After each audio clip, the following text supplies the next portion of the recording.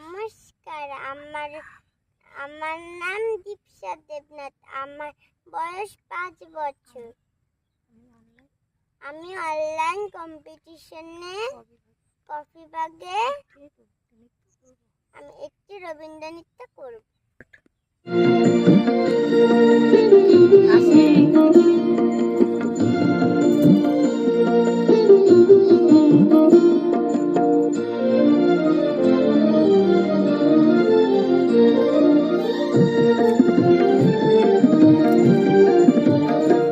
আমরা সবাই রাজা, আমাদের এই রাজার রাজত্বে, নইলে মোদের রাজার সদে মিলব কি সত্যে।